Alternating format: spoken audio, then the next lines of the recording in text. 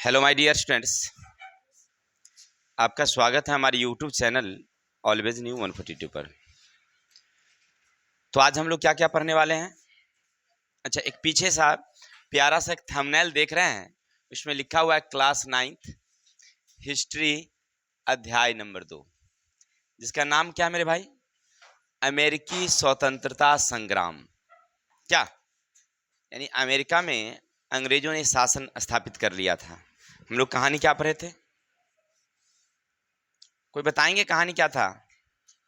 तो कहानी में हम लोग पढ़े थे कि पहले जो यूरोपीय देश हैं, यूरोपीय देश के दो आवश्यक चीज कपड़ा और मसाला हम लोग भारत से उसको देते थे।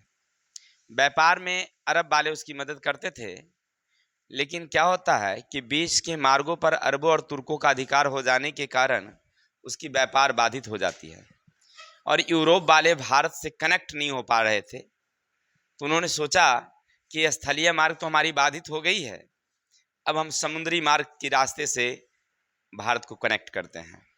और इसी कनेक्ट करने के क्रम में स्पेन के एक नाविक थे जिनका नाम था क्रिस्टोफर कोलंबस। वो राह भटक जाते हैं और भटकते हुए कहाँ पहुंच जाते हैं? अमेरिका। अमेरिका का एक शहर था जिसका नाम था, क्या नाम था उसको? रेड इंडियन तो वहाँ के लोगों को कहा था, उसका नाम था वेस्ट इंडीज। क्या नाम था? वो कहा कि पश्चिमी इंडिया। ये क्या है भाई? पश्चिमी इंडिया। क्लियर? इसके बाद में अमेरिको वेस्पूची नामक एक व्यक्ति थे। वो जब गए वहाँ और पूरा अमेरिका के उत्तरी अमेरिका, दक्षिणी कनाडा उनाडा सब घूम लिए, तब उनको पता चला कि तो इंडिया है ही नहीं, ये वास्तविक तो ऐसा जगह है जिसके बारे में पहले किसी को मालूम ही नहीं था। इसलिए उसका नाम रख दिया नई दुनिया, और अमेरिकी वेस्पूची के नाम पर उसका नाम प्रसिद्ध हो गया अमेरिका। अमेरिका क्या, ये सब कहानी विस्तार से हम लोग अपने वीडियो में हमने दिया है।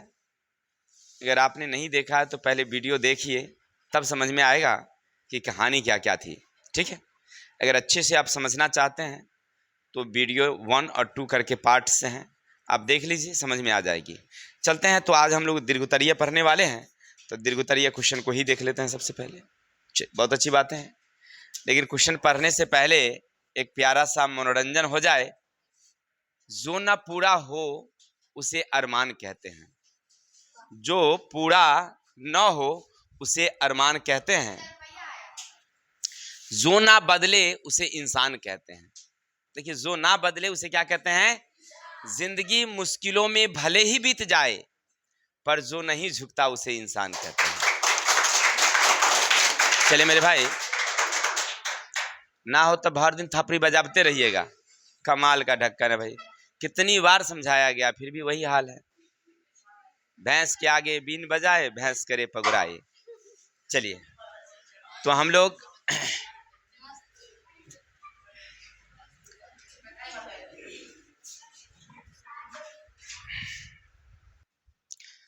पढ़ रहे थे अमेरिकी स्वतंत्रता संग्राम के किन्हीं 3 कारणों की विवेचना। अच्छा, गौर कीजिएगा, हम लोगों के यहाँ हो चाहे अमेरिका गया हो, जब पहली बार यूरोपीय व्यापारी जब वहां गए थे ना, तो वहां के देशवासियों ने बड़ा भव्य स्वागत किया था। ऐसा लगा था कि एक दुनिया के दूसरे देश से लोग आए हैं, तो इसे स्वागत करनी चाहिए। उनकी व्यापार में उनका मदद किया गया था। क्लियर है? तब मदद हुआ, लेकिन बाद में धीरे धीरे ऐसा क्या हुआ कि हम उसके विरोधी हो गए, उसे मार पीट कर भगाने लगे। इसका कुछ तो कारण हुआ होगा। जैसे मान लीजिए आपके यहाँ हम गए, तो जब गए तो आप चाय पिला रहे हैं, नाश्ता दे रहे हैं, है कि नहीं, बिछावन कुर्सी दे रहे हैं, भाई बैठिए। लेकिन ऐसा बाद में कुछ हमने आपको कर दिया जिसकी वजह से आप हमको भगा रहे हैं वहां से, नहीं, इसका पीछे तो कुछ कारण हुआ होगा ना। तो देखिए, इसका कारण क्या है? सबसे पहले अमेरिका का राजनीतिक कारण क्या है? पहला क्या हुआ कि अमेरिका में अंग्रेजों ने जब उपनिवेश स्थापित किया, तो वहां पर कई तरह के कर लगाए। जैसे स्टाम्प एक्ट ने आपने देखा, चाय पर कर लगा दिया, कागज पर कर लगा दिया, यानी अन्य जितने भी सामान थे उस सब पर क्या कर दिया उसने? आयात कर लगा दिया। जिसके कारण वहां के लोगों की जो वस्तुएं खरीदनी थी वो सारी वस्तुएं महंगी हो जाती थी, इसलिए अमेरिकावासी छटपटाने लगे। चलिए, मेन कारण एक था। दूसरा कारण क्या हो सकता है? तो दूसरा कारण था, उस पर कई तरह के प्रतिबंध लगा दिए गए थे। आपने गौर किया होगा कि इंग्लैंड ने अमेरिका को कहा था, अमेरिका वासियों को, कि आप किसी भी वस्तु को इंग्लैंड छोड़कर किसी अन्य देशों के साथ ऊंचे दरों पर नहीं बेच सकते हैं। अब सोचिए, एक हमारे लिए आज़ादी खत्म हो गई कि हम व्यापार करेंगे तो केवल इंग्लैंड से और दूसरे देश से नहीं करेंगे। अब बताइए भाई, अमेरिका वाले को थोड़ा सा उसमें क्या लगता होगा कि हमारी आज़ादी स्वतंत्रता क्या हो गई है, खत्म हो गई। तो ये दो कारण थे। चलिए, तीसरे कारण थे, नहीं सुनिएगा, कोई जरूरत नहीं पढ़ने का, हमारा काम है पढ़ा देना। आप पढ़ें ना पढ़ें, महीना लगेगा, मेरा फी दे दीजिएगा, बात खत्म है। देख रहे हैं कितना पढ़ रहा है, कोई दिक्कत नहीं है। चलिए, तो हम लोग पढ़ रहे थे, तीसरा कारण क्या था कि अमेरिका और इंग्लैंड के धार्मिक विचार। अमेरिका में लोग जो थे प्यूरिटीन मत के विचार के लोग थे, जबकि इंग्लैंड वाले एल्फिगियस मत के थे। तो दोनों दो विचार के लोग थे, इसलिए दोनों में आपसी जो भेदभाव होते रहता था, मतभेद होते रहता था। इन सब कारणों से लोगों में एक अंग्रेज के खिलाफ विरोध भावना बढ़ने लगी थी। क्लियर? साथ ही साथ क्या हुआ कि उस समय जॉर्ज तृतीय इंग्लैंड के प्रधानमंत्री थे, तो उन्होंने दंडात्मक नीति अपनाई। और दंडात्मक नीति में पहला नीति क्या बनाया कि जो बोस्टन की बंदरगाह थी, उस बंदरगाह को ही बंद कर दिया गया। अब अमेरिका की सबसे बड़ी बंदरगाह बोस्टन की बंदरगाह, जहां से व्यापार का आयात निर्यात किया जाता था, अब बंदरगाह को बंद कर दिया तो समझिए वहां का व्यापार क्या हो गया, ठप हो गया। ना आप खरीद सकते हैं और ना बेच सकते हैं। अब वहां के लोगों की जो दैनिक आवश्यकताएं चीज थी, वो विश्व बाजार से अब आ ही नहीं रहा है। लोग परेशान हो गए थे, मजबूरन में वहां पर क्रांति हुई। कोई दिक्कत? फिर समझते हैं एक बार और, अमेरिकी स्वतंत्रता संग्राम के किन्हीं 3 कारणों की विवेचना करिए। तो देखिए, अमेरिकी स्वतंत्रता संग्राम के कई कारण हो सकते हैं। जैसे नंबर 1, पहला था राजनीतिक कारण। लिखेंगे, इंग्लैंड ने अमेरिका वासियों पर कई तरह के कर लगाए, जैसे स्टाम्प एक्ट था, चाय पर कर लगा दिया था, 20 सीलिंग का कर, नहीं इसी तरह से कागज पर कर, पोस्टर इश्तिहार पर कर। तो इस तरह के जो कई तरह के कर लगा देने के कारण वहां की वस्तुएं महंगी हो गई। अब अमेरिका वासियों को जो वस्तु खरीदनी पड़ती थी वो महंगे में खरीद रहे थे, इसीलिए लोग उस वहां पर अंग्रेजों के क्या हो गए, विरोधी। चलिए, दूसरा कारण क्या था? तो दूसरा कारण था धार्मिक कारण। जो अमेरिका वासी थे वे प्यूरिटीन मत के विचार के लोग थे, जबकि इंग्लैंड वाले जो थे एल्फिगियंस मत के थे।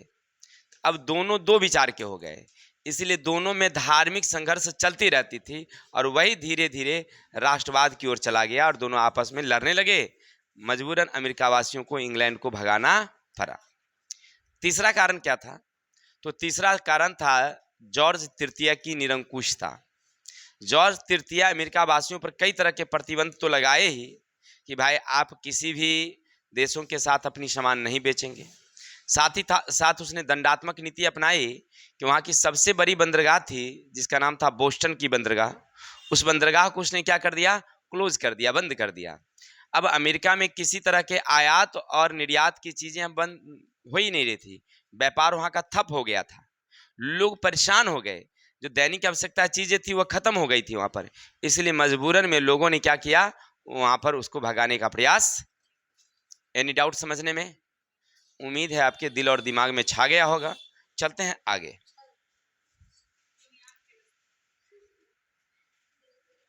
हम देख रहे हैं कुछ बच्चे ज़्यादा बदमाशी कर रहे हैं, ओवर स्मार्ट हैं। ऐसा नहीं कि हमारी नज़र नहीं रहती है कि नहीं है?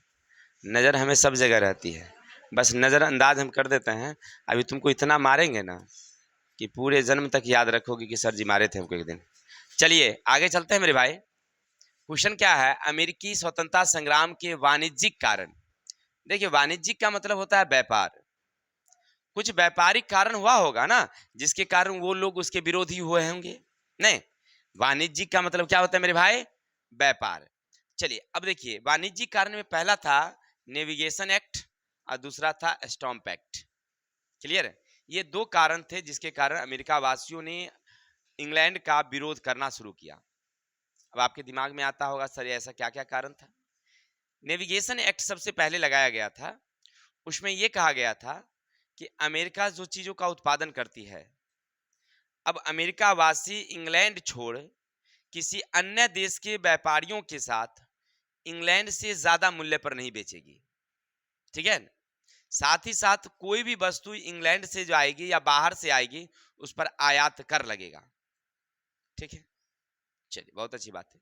तो ये थे वहां पर पहला कर नेविगेशन एक्ट कहलाती है। दूसरा था स्टॉम्प एक्ट। वहां पर क्या हुआ कि चोर बाजारी बहुत ज्यादा होने लगी थी। चोर बाजारी का मतलब था कि आयात कर तो सरकार लगा ही रही थी, लेकिन हो सकता है कि अमेरिका के कुछ ऐसे अधिकारी मिल गए, सॉरी इंग्लैंड के कुछ ऐसे अधिकारी मिल गए होंगे जो दूसरे दूसरे जहाज को बिना टैक्स लिए ही पास कर देती होगी। तो इंग्लैंड सरकार को लगा कि यहाँ पर चोरी हो रही, कालाबाजारी हो रही है, इसलिए उसने क्या किया, एक एक्ट लगा दिया, स्टॉम्प एक्ट। और उसने क्या किया कि कहा कि यहाँ पर जो पुलिस रहेगी, पुलिस, तो उस पुलिस का जो खर्चा होगा, यानी कि सैनिक जो रहेगा उसका खर्चा होगा, ये कहाँ से आएगा, तो आप लोगों को ही देना होगा, है ना। तो वो टिकट चला दिया, ठीक है ना। और उसको कहते हैं सीलिंग। और 20 सीलिंग का एक टिकट था, वो टिकट जो है ना हर चीज पर लगना था, और वो लगेगा, ठीक है, तब जाकर के वो चलेगा। या और तरह के टैक्स लगाए थे। तो इन सब कारणों से वहां की जो वस्तुएं थी, अमेरिका वासी का वस्तु सस्ता हो रहा था, लेकिन जो बाहर से इंग्लैंड ला रहे थे वो वह वस्तु क्या हो जाती थी, महंगी हो जाती थी, जिसके कारण अमेरिका का व्यापार क्या हो गया था, लगभग बंद हो गया था, ठप हो गया था, जिसके कारण अमेरिका वासियों ने उसका विरोध किया। ठीक है, फिर समझते हैं एक बार और, लिखिएगा सही से बोलिएगा। अमेरिका में इंग्लैंड ने कुछ ऐसे कड़े प्रतिबंध लगाए थे जिसके कारण वहां का वाणिज्यिक व्यापार बाधित हो गया। परिणाम अमेरिका वासी इंग्लैंड का विरोध करने लगे थे।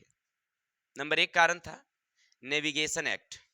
सबसे पहले अंग्रेजों ने अमेरिका पर एक प्रतिबंध लगाया कि कोई भी अमेरिकी व्यापारी या किसान किसी दूसरे देश के साथ इंग्लैंड छोड़कर इंग्लैंड से ज्यादा कीमत पर अपनी वस्तु को नहीं बेचेंगे।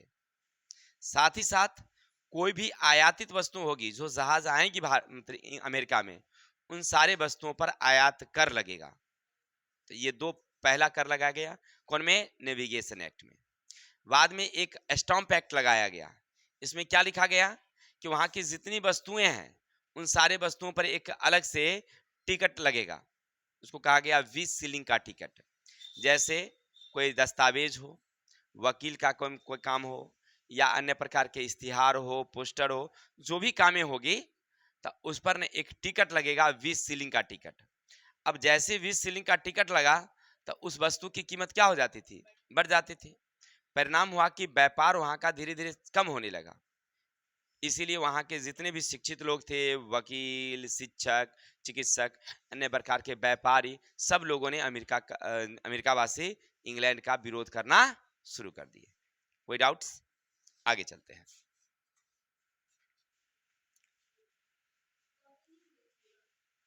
बैठ करें। अमेरिकी स्वतंत्रता संग्राम, ब्रिटेन की पराजय के कारणों की समीक्षा कीजिए। देखिए मेरे भाई, अमेरिकी स्वतंत्रता संग्राम हुई थी, कोई दिक्कत, ये तो हम सब जानते हैं। लेकिन इंग्लैंड एक उस समय की ना एक बहुत बड़ी शक्ति थी, और अमेरिका उस समय छोटी शक्ति थी इंग्लैंड के सामने। लेकिन फिर भी इंग्लैंड हार जाता है और अमेरिका जीत जाता है। इसके पीछे का क्या रीजन हो सकता है? कुछ तो हुआ होगा ऐसा।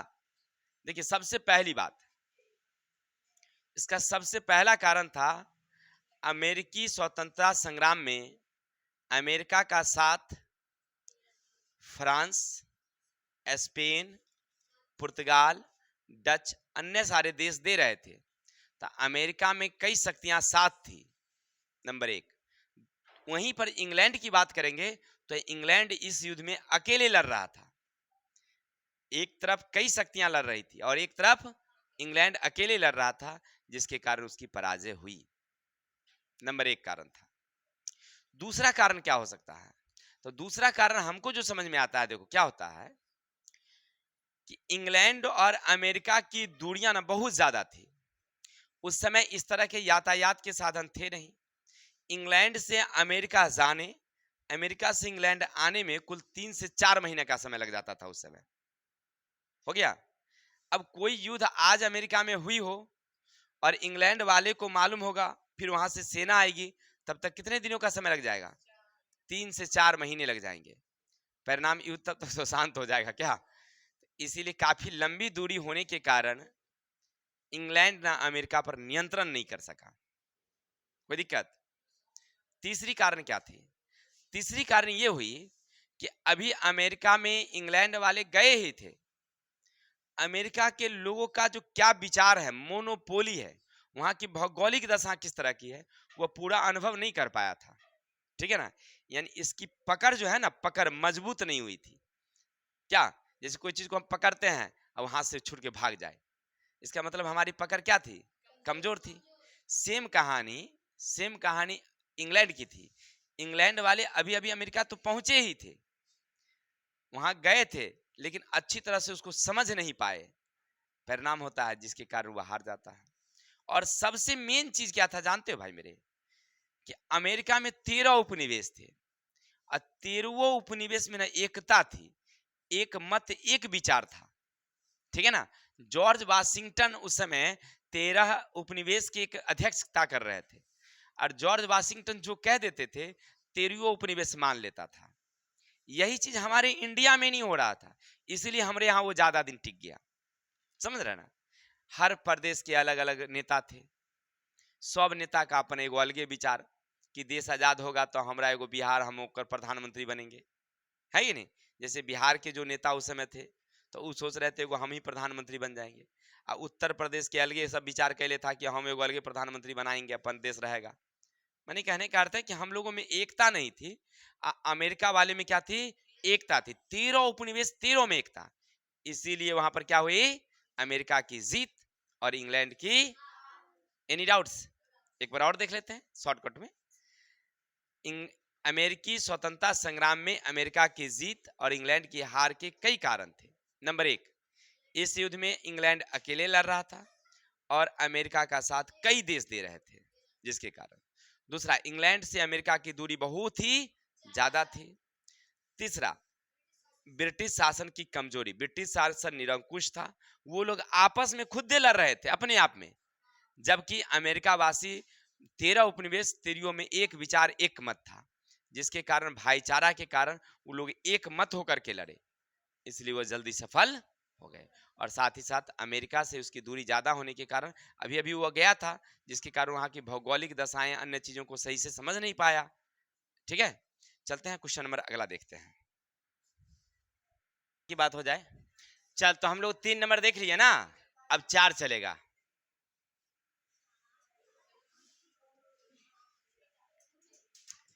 अमेरिकी स्वतंत्रता संग्राम का ब्रिटेन और फ्रांस पर क्या प्रभाव पड़ा? सुनिएगा मेरे भाई, जो अमेरिकी स्वतंत्रता संग्राम हुई तो उसका इंग्लैंड पर भी कुछ ना कुछ प्रभाव पड़ा होगा और फ्रांस पर भी कुछ प्रभाव पड़ा। क्या क्या पड़ा? तो सबसे पहले देखिए, अमेरिकी स्वतंत्रता संग्राम के बाद ना इंग्लैंड में वो अलग युद्ध छिड़ गया, गृह युद्ध। वहां के जितने प्रतिनिधि लोग थे वो सोचने लगे कि अमेरिका एक बहुत बड़ी देश थी, बहुत बड़ा उपनिवेश हमारा था, जहां से ढेर सारी आमदनी की बात थी, ये चला गया हमारे हाथ से। इसका मतलब कहीं ना कहीं कुछ ना कुछ हमारी गलती। ये गलती किसका भाई?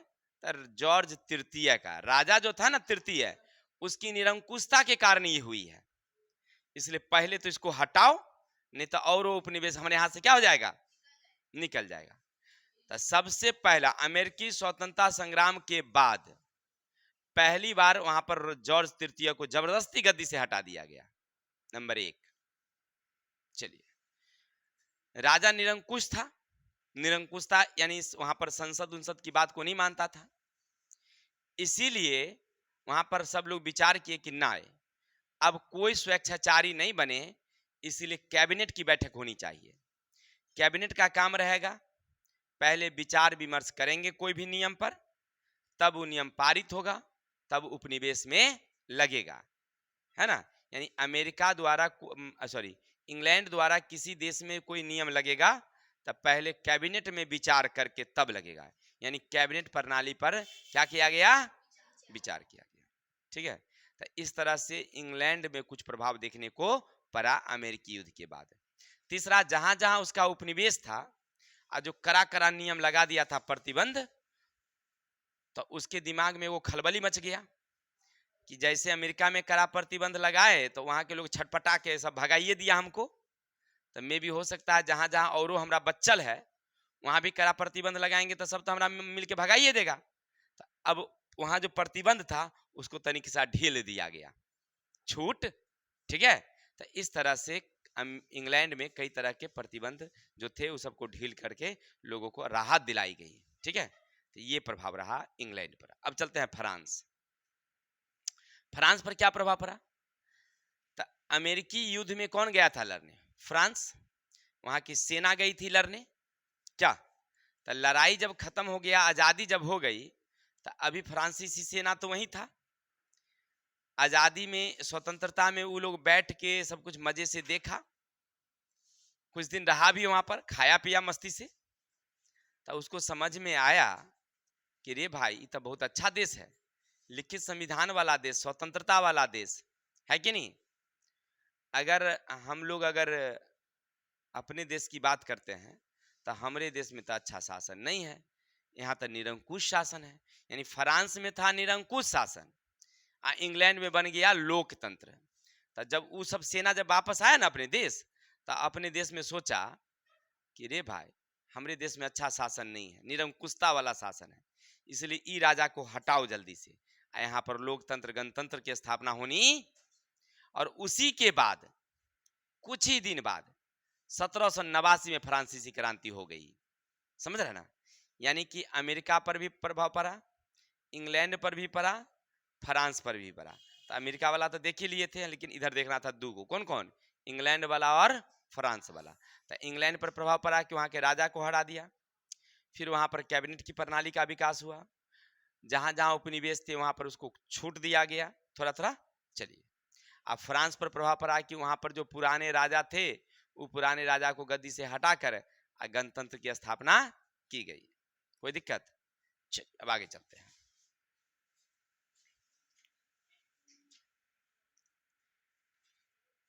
अमेरिकी स्वतंत्रता संग्राम के प्रमुख परिणाम क्या हुए? देखिए, अमेरिकी स्वतंत्रता संग्राम हुआ तो उसका क्या क्या प्रभाव देखने को पड़ा, क्या क्या परिणाम देखने को पड़ा। तो इसके कई परिणाम हुए, क्योंकि समझिए तो पूरी दुनिया का सबसे पहला स्वतंत्रता संग्राम माना जाता है। इससे पहले कहीं देशों में स्वतंत्रता संग्राम नहीं थी, ऐसी लिखित संविधान वाला देश नहीं था, इसलिए इसका बहुत बड़ा प्रभाव इतिहास में है। कहिएगा सर कैसे? देखो, सबसे पहली बात कि अमेरिकी स्वतंत्रता संग्राम के बाद दुनिया में सबसे पहली बार लिखित संविधान वाला देश बना, लोकतंत्र। अभी तक दुनिया के जितने देश थे सब में राजतंत्र था, राजा का बेटा राजा बनेगा, चाहे राजा का बेटा अनड़ा रहे, बतहा रहे, कोन्हड़ा रहे, कैसनो रहे, दयालु रहे, क्रूर रहे, कोनो रहेगा, लेकिन राजा का बेटा राजा बन जाता है ऑटोमेटिक। लेकिन अब होगा, अब हमारे मोदी जी का बेटा बनेगा प्रधानमंत्री, अब कहेगा मोदी जी के बेटे नहीं है। क्या मैंने जिनका है उनकी बात कर रहे हैं, जैसे लालू भाई का था, लालू जी का, तो लालू जी का तो लालू जी का था, तो लालू जी का बेटा बनेगा मुख्यमंत्री? नहीं बनेगा। क्यों नहीं बनेगा भाई? क्योंकि जनता उसको नहीं चाह रही है, तो नहीं बनेगा। जब जनता उसको चाहेगी तब होगा। क्या उनके गद्दी हटने के बाद वो बन गए? नहीं ना बने, नीतीश भाई बन गए ना। तो चलिए, तो कहने का मतलब ये था मेरा, नीतीश भाई नहीं, नीतीश जी बोलिए। तो कहने का मतलब ये था मेरे भाई कि पहले दुनिया में सब जगह राजतंत्र था, लेकिन अमेरिकी स्वतंत्रता संग्राम के बाद पहली बार लिखित संविधान वाला लोकतंत्र बना। कहाँ? अमेरिका। एगो पहला प्रभाव परिणाम। दूसरा, इससे पहले अमेरिका आपस में सब अलग अलग देश थी, युद्ध के बाद सब तेरियो मिल के एक संयुक्त राष्ट्र अमेरिका बनाया। अब 13 देश एक जगह मिल गया तब पावर क्या हो गया, अब बढ़ गया। तो दुनिया में एक महान शक्ति के रूप में उभर के आया वो। अभी भी दुनिया में सबसे बड़ी ताकत है वो अमेरिका, नहीं है भाई, इसलिए क्योंकि 13 देश है वो साथ में मिलल। समझ में आई। तो दो परिणाम हुआ कि अमेरिका उसके बाद एक महान शक्ति 13 देश मिल के आया। तीसरा परिणाम हुआ कि औद्योगिक, उसके पास पूंजी भी था, कच्चा माल भी था, लेकिन लेकर जा रहा था कौन, इंग्लैंड वाला। अब इंग्लैंड का व्यापार बंद हो गया। अब वो कह रहा था कि हमारे पास सब कुछ तो है ही है, पूंजी है ही है, ज्ञान बुद्धि है ही है, कच्चा माल है ही, बाजार है ही, तो हम अपना व्यापार करेंगे। तो अब वो अपना उद्योग खोलना शुरू किया और बहुत बड़ा औद्योगिक देश बन गया, एकदम बहुत बड़ा। ये परिणाम हुआ था अमेरिका में, देखा आपने। इंग्लैंड वाला भी बता ही दिए थे कि उसका इंग्लैंड पर भी प्रभाव पड़ा कि राजा को वहां से हटा दिया गया। कैबिनेट प्रणाली का विकास हुआ, नहीं हुआ। इसके बाद वहां पर औद्योगिकरण वहां का कम गया, इंग्लैंड का औद्योगिकरण क्या हो गया, कम हो गया। जहां जहां उसके उपनिवेश थे उस उपनिवेश को क्या कर दिया गया, छूट दे दिया गया, राहत दे दिया गया। नहीं तो इस तरह से इंग्लैंड में प्रभाव देखने को पड़ा। अब चलते हैं फ्रांस में क्रांति देखें कि फ्रांस में इसका परिणाम देखने को मिला कि जब फ्रांसीसी सेना अमेरिका से लौट के आई तो देखी कि भाई उस देश में तो आज़ादी है, स्वतंत्रता है, लोग को अपना काम करने, बोलने, पूंजी रखने सबका अधिकार। और राजा यहाँ टैक्स लगा रहा भाई, बहुत ज्यादा कर वसूल रहा, यानी ये हमारा राजा अच्छा नहीं है, इसको भगाना चाहिए। लोग क्रांति वहां कर दिए। तो फ्रांस में इसका परिणाम हुआ। अमेरिका के देख कर ना किया।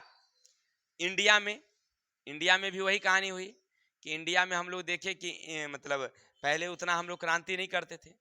अब अमेरिका को देख करके हम लोगों के मन में भी जोश जगा, नहीं जगा कि भाई अमेरिका वाला जब इंग्लैंड को भगा सकता है तो हम काहे नहीं भगा सकते हैं। अब परिणाम अपने देश में भी क्रांति क्या हो गई थी, तेज हो गई उस समय। तो इस तरह से कहने का अर्थ है कि अमेरिकी स्वतंत्रता संग्राम का कई परिणाम हुए। अमेरिका में परिणाम, इंग्लैंड में, फ्रांस में, इंडिया में और सारे देशों में भी देखने को मिला था। आगे चलते हैं। अब ये लास्ट क्वेश्चन है इस अध्याय का, चलेंगे। अमेरिकी स्वतंत्रता संग्राम में लोकतांत्रिक विकास और औद्योगिकरण किस प्रकार प्रभावित किया। तो देखिए, हमने बताया था आपको कि अमेरिकी स्वतंत्रता संग्राम जो हुई थी उसमें लोकतंत्र को भी क्या कर दिया था, प्रभावित किया था। लोकतंत्र को प्रभावित कैसे किया, तो सबसे पहले आप क्या पढ़े थे कि 13 देश मिलके और एक देश बनाया जिसका नाम रखा संयुक्त राष्ट्र अमेरिका। सब लोग आपस में बैठ के विचार करके एक संसद का निर्माण किया, एक संविधान का निर्माण किया। परिणाम था क्या होता है कि सारे देश आपस में मिलजुल करके अब काम करते हैं। नहीं तो इससे पहले सब देश अलग अलग थे, सब देश का अलग अलग राजा हुआ करता था। तो जो राजतंत्र था वो क्या हो गया, अब खत्म हुआ। तो पहली बार अमेरिकी स्वतंत्रता संग्राम के बाद लोकतांत्रिक देश अमेरिका बनी, है ना। तो लोकतंत्र का विकास हुआ। उसके बाद देखते देखते फ्रांस में लगा, उसको देखते देखते बाद इंग्लैंड में लगा, इंग्लैंड में देखते देखते बाद लगा फिर रूस में लगा। ऐसे करते करते करते लगभग अब पूरे इंडिया मतलब पूरे वर्ल्ड में, संसार में, पूरे जगह में क्या है, अब लोकतंत्र है, अब कहीं राजतंत्र नहीं है। तो लोकतंत्र को प्रभावित किया कि नहीं किया। चलिए अब कहता है औद्योगिकरण को कैसे प्रभावित किया। तो अभी तुरंत पढ़े आप कि अमेरिका में पूंजी तो बहुत ज्यादा थी ही, कच्चा माल उसके पास पर्याप्त था, उसके पास सब खनिज है, लोहा, तांबा, सोना, चांदी, अभ्रक, कोयला, पेट्रोलियम पर्याप्त मात्रा में उसके पास है। जमीन भी उसके पास ज्यादा है, खेती बाड़ी भी ज्यादा, तकनीक ज्यादा, ज्ञान ज्यादा, बुद्धि ज्यादा, पूंजी ज्यादा, सब कुछ ज्यादा। तो परिणाम है कि वह ज्यादा औद्योगिकरण परिणाम किया, तुरंत तुरंत नए नए उद्योग लगाए। पूंजी भी ज्यादा है तो दूसरे देश के साथ व्यापार भी करती है, उधारों का व्यापार कर लेती है ना। जैसे बहुत सारे देशों को उधारों बेच देती है वो। तो कहने का मतलब है कि उसके पास पूंजी ज्यादा है ना। तो औद्योगिकरण का भी खूब तेजी से विकास हुआ। कहाँ, अमेरिकी स्वतंत्रता संग्राम के बाद कहाँ, अमेरिका में, क्योंकि उसके पास पूंजी ज्यादा है, बुद्धि ज्यादा, और कच्चे माल भी उसे पर्याप्त रूप से उपलब्ध थे, जिसके कारण अमेरिकी स्वतंत्रता संग्राम के बाद औद्योगिकरण वहां तेजी से बढ़ा और दुनिया का एक बहुत बड़ा औद्योगिक देश बन गया। क्लियर।